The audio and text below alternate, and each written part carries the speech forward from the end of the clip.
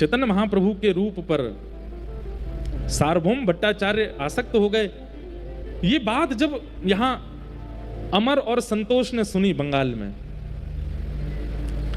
उनके मन में भाव आया कि भैया ये नाम ही इतनी शीतलता दे रहा है चित्त में, इनका दर्शन कितना शीतल होगा। अब श्री कृष्ण चैतन्य महाप्रभु नाम बोलते ही मन में भाव उत्पन्न हो जाते हैं, मन में मानो जैसे प्रेम नृत्य करने लगता है। हिलोर नाम मात्र, स्वामी श्री हरदास जी महाराज नाम लेते ही चित्त में निधिवन राज का दर्शन होने लगता है। वृंदावन कुंज बिहारी आ जाते हैं, वृंदावन की तलहटी आ जाती है, सुंदर सुंदर निकुंज वन आ जाते हैं। श्री हरिवंश महाप्रभु नाम लेते ही श्री राधा वल्लभ जी सहरा पहने हुए खड़े हैं, थाड़े अपने आप चित्त में आ जाते हैं। आज भी इतने भयाव हैं, कलिकाल में भी आचार्यों का नाम इतना काम कर रहा है। उस काल में जब वे थे तो क्या प्रभाव होता होगा। रूप सनातन गोस्वामी आपस में बात करने लगे, अमर और संतोष जरा दोबारा बोलियो तो नाम। बोले कृष्ण चैतन्य महाप्रभु। आहा कितना शीतल लगता है, कितना अच्छा लगता है भैया, ये नाम कितना मधुर है, ये नाम इतना मधुर है तो इनका दर्शन कितना मधुर होगा, इनकी वाणी कितनी अच्छी होगी। जब इनके सामने हम बैठेंगे और ये बोलेंगे उस समय क्या होगा हमारा। मन में विचार करने लगे क्या करें। तब महाप्रभु जी को इन्होंने पत्र लिखा और पत्र में लिख करके महाप्रभु जी से कहा कि हे महाप्रभु जी, हमारी स्थिति अब रहने की नहीं है, अपनी पूरी स्थिति बताइए, हम कौन हैं, किस पदवी पर हैं, कितना धन है, कितनी संपत्ति है। बोले हमारे जो वस्त्र हैं उनमें भी सोने की कढ़ाई होती है। सब लोग इधर देखो, ध्यान से सुनो। हमारे पास इतने घोड़े हैं, भोजन पानी बनाने के लिए इतने सेवक हैं, हमारे पास कोई कमी नहीं है, लेकिन मन में संतुष्टि नहीं है। जब नाम सुनते हैं, कहीं सत्संग हो रहा है, ये बात सुनते हैं तो नेत्र भर आते हैं, लेकिन क्या बताएं, इतनी श्रेष्ठ बन गए हैं कि अब सब त्यागना हमारे लिए मुश्किल हो रहा है। लेकिन मन में आपका नाम जब से आया तब से मन में भाव आ रहा है कि यदि आप आज्ञा कर दोगे तो सब छोड़ के चले जाएंगे। महाप्रभु जी को पत्र लिखा, आप आज्ञा कर दीजिए, हम क्या करें, घर छोड़ दें। आप कह देंगे छोड़ दो, उसके बाद देखेंगे नहीं। मतलब त्याग की अनंत स्थिति आ गई है चित्त में, बस आज्ञा चाहते हैं। महाप्रभु जी ने जब पत्र पढ़ा जगन्नाथपुरी में, पत्र में प्रयोग हुए शब्दों से ही महाप्रभु जी पहचान गए कि अभी ये त्याग के योग्य नहीं हुए। इनका त्याग तब सार्थक होगा जब इनको मैं मिलूंगा। मैं बिना मिले अगर कह दूं कि सब छोड़ के चले जाओ तो इनके त्याग से कल्याण नहीं होगा। इनका तो हो जाएगा, पर इनसे हमें बहुतों का कल्याण करवाना है, वो नहीं हो पाएगा। वही वाली बात जो आज कथा के प्रारंभ में कही कि एक तो होता है फल का स्वयं टूट के गिर जाना और एक होता है किसी के द्वारा तोड़ना। महाप्रभु जी ने पत्र में कहा अभी प्रतीक्षा करो और तुम्हें छोड़ने की आवश्यकता नहीं, मैं आऊंगा और मैं आकर के तुमसे मिलकर के तुम्हारा घर छुड़वाऊंगा, तुम्हारी सारी जो स्थिति है उसका त्याग करवाऊंगा, तब तक और प्रतीक्षा करो। रूप गोस्वामी पाद को जैसे ही पत्र मिला वो तो नाचने लगे, आनंद निमग्न हो गए। महाप्रभु जी आएंगे, हमसे मिलने आएंगे, हम पर कृपा करने आएंगे। तब महाप्रभु जी वृंदावन गए। रामकेली ग्राम बंगाल में है, वहां रहते थे रूप सनातन गोस्वामी,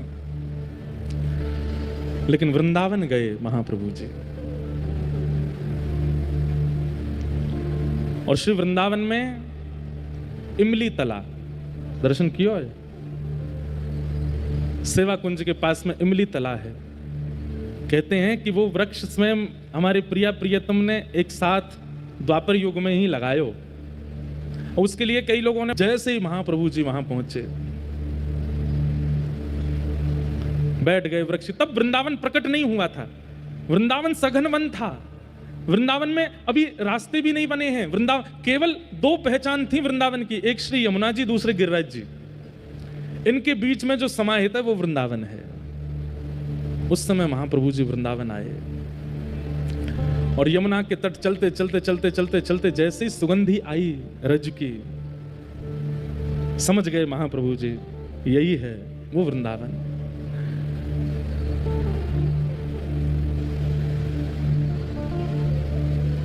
हमारी पूनम दीदी ने एक पद दिया बंगला का, बहुत सुंदर बात। अब सेम तो नहीं गवेगा लेकिन करते हैं प्रयास। मानो महाप्रभु जी, एक बात बताएं आपको, महाप्रभु जी को इमली तालाब पे बैठे बैठे रात्रि की चंद्रमा निशा जैसी हुई तो रास का अनुभव हुआ। यहां से श्याम सुंदर चले आ रहे हैं, यहां से किशोरी जी आ रही हैं, सब सखियां श्रृंगार कर करके आ रही हैं, यमुना के तट पर पुलिन पर अद्भुत रास हो रहा है और उस रास में स्वयं महाप्रभु जी भावावेश में प्रविष्ट होकर के नृत्य कर रहे हैं ठाकुर जी के साथ। वे तो राधा भाव में निमग्न हो जाते थे, स्वयं को किशोरी जी भाव में, उन्होंने प्रार्थना की थी कि राधा भाव विरह भाव मेरे चित्त में आवे। आपकी वेणु की ध्वनि केवल गोपियों को सुनाई दी, कंस को क्यों नहीं सुनाई आपने? अगर ये वेणु की ध्वनि कंस ने सुनी होती तो उसका क्या दोष था, वो भी रास में आ जाता। ये वेणु की ध्वनि अगर आपने दंतवक्र शिशुपाल को सुनाई होती तो वो भी आ जाते। महाप्रभु जी इतने दयावंत हृदय के, उनके मन में आया कि द्वापर युग में वजी वंशी कदम्ब वृक्ष के नीचे वो वंशी कंस को क्यों नहीं सुनाई दी? ठाकुर जी ने पक्षपात किया। ठाकुर जी आज पक्षपात नहीं होगा, इस कलिकाल में अगर आपने पक्षपात किया अनर्थ हो जाएगा। और तभी उस रास की भूमिका के मध्य में महाप्रभु जी ऊर्ध्वबाहु होकर के हरि नाम की वेणु बजाने लगे और जहां जहां तक स्वर पहुंच जाए सबको सुनाऊंगा, किसी को अयोग्य नहीं मानूंगा, जो सामने आ जाएगा उसको ये नाम ध्वनि सुना करके सबको रास बिहार में प्रवेश कराना है। अब पक्षपात नहीं होगा श्याम सुंदर, अब तो सबको योग्य बनाना है। और तब वृंदावन की खोज कर रहे हैं, केवल यमुना जी और गिरिराज जी ये दो संकेत हैं और कुछ भी नहीं दिख रहा है, सब विलुप्त हो चुका है। वृंदावन ने अपने आप को भीतर अंतरंग रूप से अपने आप को छुपा लिया है।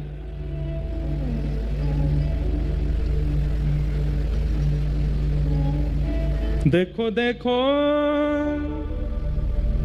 बोलो बोलो गोपेश्वर, कोथाय अमर प्राणेश्वर। बोलो बोलो गोपेश्वर, कोथाय अमर प्राणेश्वर। मानो गोपेश्वर महादेव को देख करके कहते हैं, अरे बोलो गोपेश्वर, मेरे प्राणनाथ गोपीनाथ कहाँ हैं? ये वृंदावन ही तो है, यमुना जी बह रही हैं, यहीं आसपास ही गोपीनाथ होने चाहिए, बताओ ना वो कहाँ है? बोलो बोलो गोवर्धन, कोथाय अमर गिरिधारी। बोलो बोलो गोवर्धन, कोथाय अमर गिरिधारी। हे गोवर्धननाथ, वो कहाँ हैं जो ऊर्ध्वबाहु होकर के एक भुजा को कट्टी पर धर के धारण करके ब्रज की रक्षा करने के लिए गिरिराज जी उठाए थे? वो कहाँ हैं? दिख क्यों नहीं रहे इस गिरिराज जी में? ढूंढ रहे हैं सब जगह जा जा करके, प्रकट हो वृंदावन। बोलो बोलो वंशी बट, कोथाय अमर वंशीधारी। बोलो बोलो वंशी बट, कोथाय अमर वंशीधारी। अरे वंशी बट, तुम वंशी बट हो। यहाँ ठाकुर जी वंशीनाद करते थे और गोपियों को घर में बैठे बैठे ही दर्शन होता था। कहाँ गए वो ठाकुर जी? अरे वंशीवट, तुझको तो पता होगा ना श्याम सुंदर कहाँ है? सब जगह ढूंढ रहे हैं, पूछ रहे हैं, श्याम सुंदर मिल जाए कहीं। बोलो बोलो वृंदावन, कोथाय अमर वृंदा विपिन।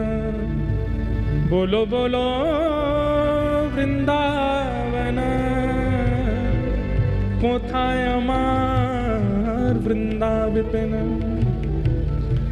बोलो बोलो ब्रज रज। जैसे गोपियों की स्थिति हुई है, जल से, थल से, वृक्षों से पूछती हैं, ऐसी चैतन्य महाप्रभु वृंदावन में सबसे पूछ रहे हैं। बोलो बोलो ब्रज रज, कोथाय अमर गोपालन। बोलो बोलो गोपेश्वर, कोथाय अमर प्राणेश्वर। तभी चंद्रमा की ओर दृष्टि गई है।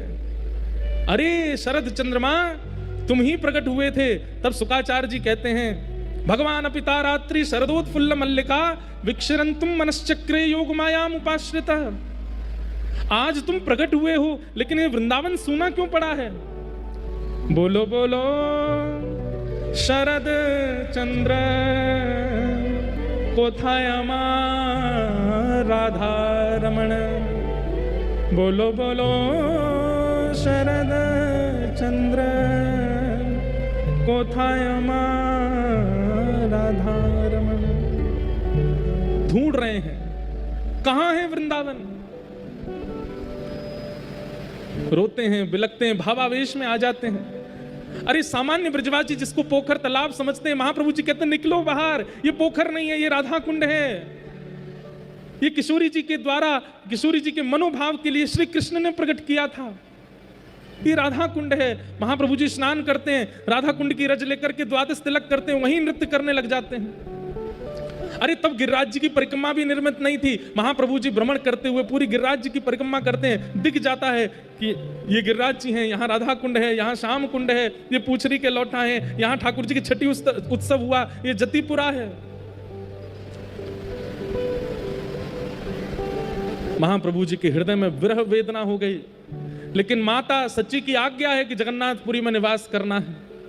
लेकिन महाप्रभु जी के चित्त की आज्ञा है, महाप्रभु जी के चित्त का भाव है कि वृंदावन का प्राकट्य करना है, और उस प्राकट्य के लिए कुछ करना पड़ेगा।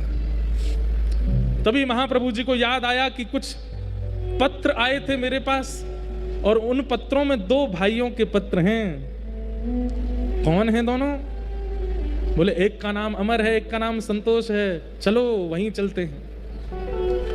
और श्रीधाम वृंदावन से महाप्रभु जी अपने समस्त भक्त मंडली के साथ निकल पड़े हैं।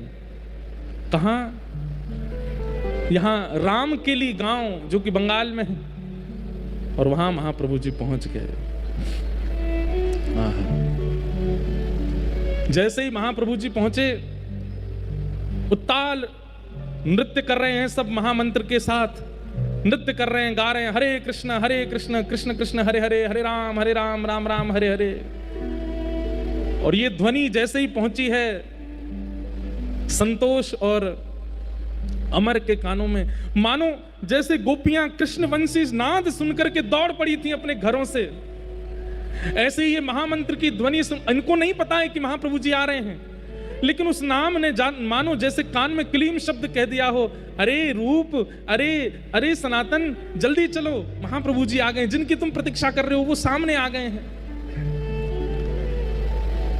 तुरंत दौड़ पड़े, अपने राजकीय कार्यों को छोड़ दिया, घोड़े पर नहीं बैठे, पादुका भी नहीं पहनी, दौड़ पड़े, भुजा उठा करके दौड़ रहे हैं। तभी देखते हैं, आहा, असंख्य सब गोस्वामी जन नृत्य कर रहे हैं, और मध्यस्थ भुजा उठा करके श्री चैतन्य महाप्रभु नृत्य कर रहे हैं। दोनों ने जाकर के दंडवत प्रणाम किया, नेत्रों से प्रेमाश्रु पुलकित हो गए, अश्रु प्रवाह होने लगा।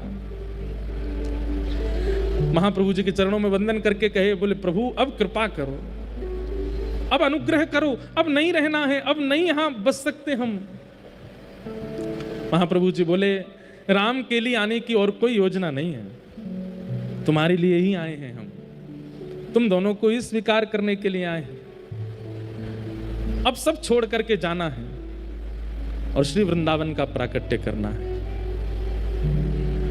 महाप्रभु जी के सन्मुख दोनों विराजमान हो गए, रुदन करने लगे, बोले हम तो इस योग्य नहीं हैं, हमारे अंदर तो इतनी योग्यताएं नहीं हैं, हम तो इस लायक नहीं हैं, कैसे करेंगे? महाप्रभु जी बोले, वृंदावन के प्राकट्य के लिए ज्ञान का होना आवश्यक नहीं, त्याग का होना आवश्यक नहीं, वैराग्य का होना आवश्यक नहीं, प्रेम का होना आवश्यक है। और तुम्हारे चित्त में वो प्रेम है। ये त्याग की जो बार बार इच्छा तुम्हारे चित्त में प्रकट हो रही है, वो प्रेम करवा रहा है, वो तुम्हारे चित्त का प्रेम करवा रहा है, क्योंकि ये संसार उस प्रेम को समझ नहीं रहा है, उसका ये अधिकारी नहीं, इसलिए तुम्हारा यहां से मन उखड़ रहा है। अब हमारी आज्ञा है, अब तुम दोनों कुछ दिन साधन करो और सब व्यवस्थाओं से निवृत्त होकर के श्रीधाम वृंदावन जाओ, और वृंदावन जाकर के वृंदावन के विलुप्त स्थानों का प्रकट करो, वृंदावन के लीला स्थलों का प्रकट करो। वृंदावन की रस चर्चाओं का प्रादुर्भाव करो। और इन सब का यदि भली भांति प्रादुर्भाव किया, रूप सनातन गोस्वामी पूछने लगे कि हमारे कार्य जो हम कर रहे हैं वो सही कर रहे हैं, इसका प्रमाण कैसे मिलेगा? महाप्रभु जी के नेत्र सजल हो गए, दोनों को हृदय से लगा करके बोले, यदि तुमने कार्य किया और वृंदावन के स्थानों, अब वृंदावन में तो कुछ भी नहीं पता कि कौन सी स्थान कहाँ है, तो महाप्रभु जी बोले अगर तुमने सही सही स्थानों का चयन करके प्रकट कर दिया तो तुम्हारे द्वारा प्रकट किए गए स्थान उचित हैं, यही वृंदावन है। इसका प्रमाण देने के लिए ठाकुर जी प्रकट होकर के तुमसे सेवा कराएंगे। वृंदावन में भूमिगत ठाकुर जी अगर प्रकट हो गए और प्रकट होकर के तुमसे कहें कि मेरी सेवा करो, तो समझ जाना कि तुमने जो जो स्थान प्रकट किए वो उचित थे। महाप्रभु जी ने कहा अभी कुछ दिन और तुम्हारे साधन रह गए हैं, उनको पूर्ण करो, हम फिर मिलेंगे और फिर शिक्षा प्रदान करेंगे, उसके बाद वृंदावन जाना। सोचिए, विचार कीजिए, ये रूप सनातन गोस्वामी हैं, महाप्रभु जी स्वयं पहुंच गए उनके पास में, उनको वृंदावन भेजने के लिए। वृंदावन चित्त में विरह प्रकट करता है, मन होता है कि चलें वृंदावन, चलें वृंदावन, चलें वृंदावन। लेकिन मैं हमेशा कहता हूं कि 3 संकेत हैं, वृंदावन स्वप्न में आवे, ध्यान में आवे कि चलें वृंदावन, उसके बाद प्रतीक्षा करो कोई प्रसाद वृंदावन का आ जाए, उसके बाद फिर तीसरा प्रतीक्षण करो कि कोई ब्रजवासी आकर के कह दे। और जैसे ही कोई ब्रजवासी आकर के या ब्रजभाव से चित्त जिसका रमा हुआ है, ऐसा आचार्य चरण आकर के अगर आज्ञा कर दे कि जाओ वृंदावन, फिर नहीं रुकना है, फिर तो वृंदावन जाना है। रूप सनातन गोस्वामी को महाप्रभु जी के दर्शन लाभ हुए, सत्संग मिला। ये एक क्षण का दर्शन महाप्रभु जी ने इसलिए दिया ताकि इनके चित्त में और विरह बढ़े और भावना बढ़े वृंदावन की। और कुछ दिन के लिए उनको उन्हीं के ही रस में रहने के लिए आज्ञा की, अभी रहो कुछ दिन और, फिर से आज्ञा करूंगा, तब जाना वृंदावन, तब तक योजना बनाओ। और महाप्रभु जी ने कृपा की, और कृपा करके महाप्रभु जी राम के लिए से प्रस्थान कर गए। रूप सनातन गोस्वामी अब तो दिन रात रोते हैं, इतना विरह उनका मन में होता है। बस अब तो एक ही चीज स्मृति में रहती है, जहां विराजत राधा राम, जहां विराजत राधा राम, नटवर नंद किशोर, नटवर नंद किशोर, नटवर नंद किशोर, नटवर नंद किशोर। चलो मैं वृंदावन की, चलो मन वृंदावन की ओर, चलो मैं वृंदावन की, चलो मन वृंदावन की ओर, वृंदावन की वृंदावन की ओर, वृंदावन की वृंदावन की ओर,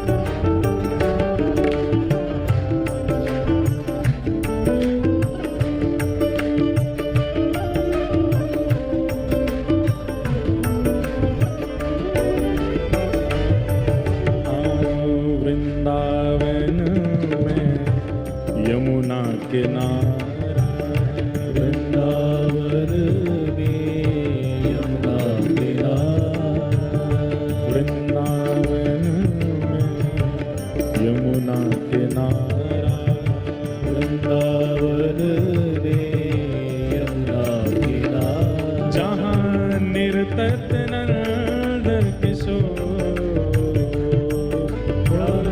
निर्तत नंद किशोर, जहाँ नाचत नंद किशोर,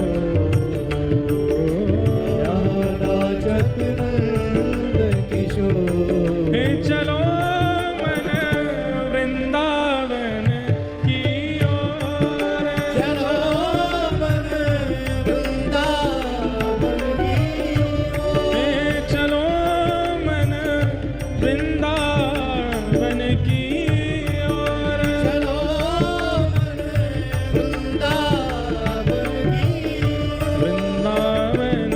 की ओर,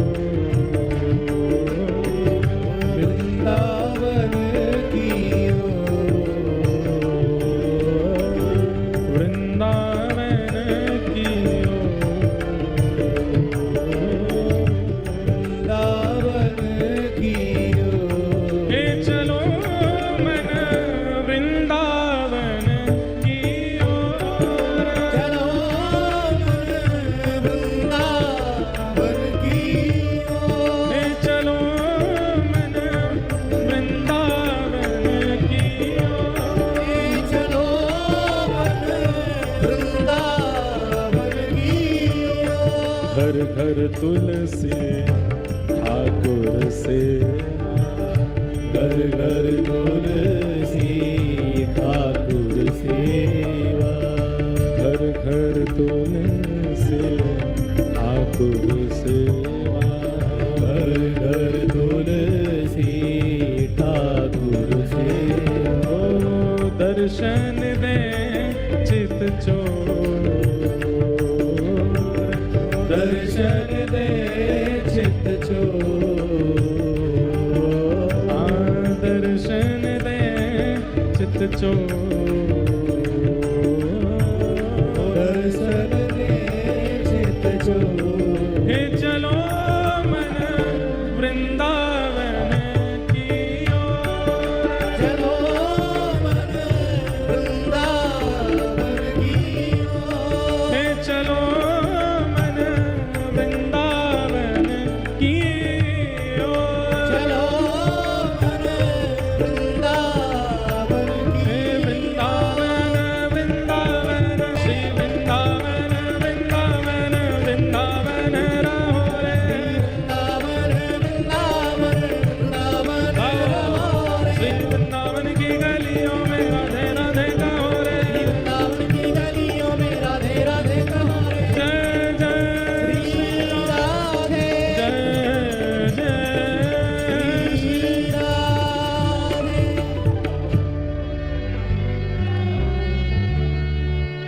श्री रूप सनातन गोस्वामी। एक मन में भाव आता है, मन में एक प्रश्न आता है, महाप्रभु जी मिल गए, उसके बाद भी आज्ञा करके गए कि अभी रुको। इसका मतलब क्या है कि आचार्य अभी संतुष्ट नहीं हुए हैं त्याग से, और अब त्याग कैसे लगेगी? सब लोग बहुत ध्यान से सुनिए। देखो कितना प्रयास करना पड़ता है तब वृंदावन मिलता है। हमको तो यूं ही मिल जाता है, हवाई जहाज की टिकट कराई 5,000 की पहुंच गए, ट्रेन करा ली राजधानी तो पहुंच गए, गाड़ी कर ली पहुंच गए।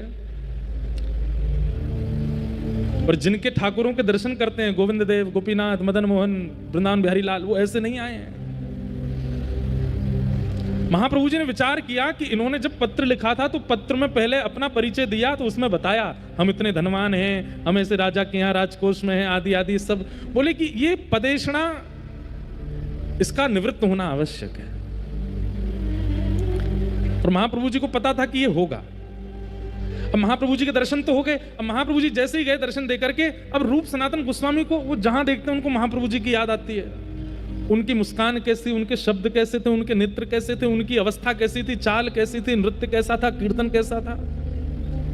और वो निरंतर जो चिंतन बना, क्योंकि अभी तक और कुछ तो देखा नहीं, कभी वृंदावन गए नहीं, तो आचार्य का ही चिंतन करेंगे ना। इतना चिंतन हो गया कि अब विवेक बुद्धि जागृत होने लगी, और अपने राजपद जिस पर वो कार्यरत थे उससे उनको थोड़ी थोड़ी घृणा जैसी होने लगी। घृणा तो पहले भी थी, लेकिन अब जो यहाँ पर शब्द संसार स्वाद सुख बांत ज्यों बमन के भांति इतना त्याग करवाना था महाप्रभु जी को, उसके लिए छोड़ के गए वापस। यही भागवत जी में सुनने में आता है कि ध्रुव जी महाराज को ठाकुर जी ने दर्शन देकर के कहा अभी 36,000 वर्ष और रहो पृथ्वी पे। ध्रुव जी रोने लगे, बोले आपके दर्शन से तो मुक्ति मिल जाती है और आप मुझे कह रहे हो 36,000 वर्ष और रहो, क्यों? तो ठाकुर जी क्या कहते पता है, तुम्हारे चित्त में अपने पिता की गोद में बैठने की इच्छा थी ना, इसीलिए तो तुम बनाए थे। ध्रुव जी बोले वो इच्छा तो मर गई, कट गई, जल गई, नाश हो गई। ठाकुर जी कहते हैं प्रकट तो हुई थी ना भैया, एक बार विषैला पौधा प्रकट हो जाता है ना, तो जब तक जड़ से नहीं उखाड़ा जाए वो प्रकट होता ही रहता है। इसलिए 36,000 वर्ष, 100-200 वर्ष नहीं, 36,000 वर्ष के लिए ठाकुर जी कह के अभी रहो पृथ्वी पे, और 36,000 वर्ष में इतना भोगोगे, इतना विषय भोगोगे कि तुम इससे बिल्कुल ऊब जाओगे, तब तुम्हें मेरी प्राप्ति होगी। ध्रुव जी महाराज 36,000 वर्ष के लिए राजा बने। अरे भाई कोई लिमिट होती है? यहाँ 100 साल काटने भारी पड़ रहे हैं हमें, 36,000 वर्ष के लिए राजा। संसार की विषय वस्तु वमन के भांति जब ध्रुव जी को लगने लगी तब भगवत प्राप्ति हुई। इसलिए भैया किंचित भी भाव मन में प्रकट करके ठाकुर जी के पास मत चले जाइए। कहीं मन में भाव आगो जय जय वृंदावन की कचौड़ी बहुत जोर की, ठाकुर जी अगर दिमाग सनक गया ना, इतनी कचौड़ी खवा देंगे, इतनी खवाई देंगे, इतनी खवाई देंगे, ले बेटा 36,000 कचौड़ी खा तू जीवन भर, सबरी नस ब्लॉक हो जाएंगी तेरी, तभी मैं मिलूंगा तो है। तो विषय वस्तु अगर देने पर ठाकुर जी आ गए तो वो इतनी मात्रा में देते हैं कि आप पागल हो जाओगे। इसलिए विषय कभी नहीं मांगना है, क्योंकि भैया ये टेढ़ो ठाकुर कहीं सनक को दिमाग और दे दियो तो हम कहते हैं हमारे ठाकुर जी को गणित नहीं आती है, हमारे ठाकुर जी को मैथमेटिक्स नहीं आती, ये नाप तोल के नहीं देते हैं, जितनो है पूरा दे देंगे ले जा, वो आप सहन नहीं कर पाओ। अति सर्वत्र वर्जयेत्। रूप सनातन गोस्वामी के साथ वही हुआ, महाप्रभु जी के दर्शन हो गए और दर्शन देने के बाद महाप्रभु चले गए, बोले अभी रहो। अब क्या हुआ, एक दिन राजा ने इनसे कहा, बोले कि आप लोग पूरे हमारा जो संपत्ति है सब आप ना रोए, इतना रोए दोनों। बोले कि ऐसी तत्परता भजन में क्यों नहीं बनी जैसी तत्परता इस विषय में बन गई। अरे इतने कार्य में व्यस्त थे कि मैदा पी गए हम, इसलिए महाप्रभु जी हमको छोड़ करके गए, लेकर के नहीं गए, क्योंकि अभी तत्परता हमारी संसार में है, अभी भी हमारे हिसाब में राजा कहीं डांटे ना, कहीं, ये चिंता थी हमारे चित्त में, इसलिए हम इतने तल्लीन होकर के कर रहे थे कि मैदा पी गए। अरे भजन में तो चेंटी काटने लगती है तो हम उसको हटाने लगते हैं, भजन में तो मच्छर आ जाता है तो सेवकों से कहते हैं यहाँ पे मच्छरदानी लगा दो, भजन में अगर आसन चुभने लगता है तो उसको व्यवस्थित कर, वहां ऐसी तल्लीनता क्यों नहीं आई हमें? अरे भैया इसलिए महाप्रभु जी छोड़ के गए हमको। अब तो यही चिंता बनी हुई है दोनों की कि ऐसी तत्परता भजन में क्यों नहीं बनी हमारी। एक दिन राजा ने अर्धरात्रि में, अमर संतोष नाम थे पूर्व के, इनको बुलाया, बोले अमर को बुला के लाओ, हमको एक हिसाब के बारे में बात करनी है। अर्धरात्रि का समय, भजन में बैठे थे अमर, इतने में इस सेवकों ने आगे कहा राजा आपको अभी बुला रहे। तुरंत इन्होंने माला वहीं की वहीं विराजमान कर दी, अपने भैया संतोष से कहा तुम तो अपना नाम जप करो, मिल के आऊं, राजा बुला रहा है। अर्धरात्रि में पालकी में बैठ करके निकल गए, पालकी में घूमते थे।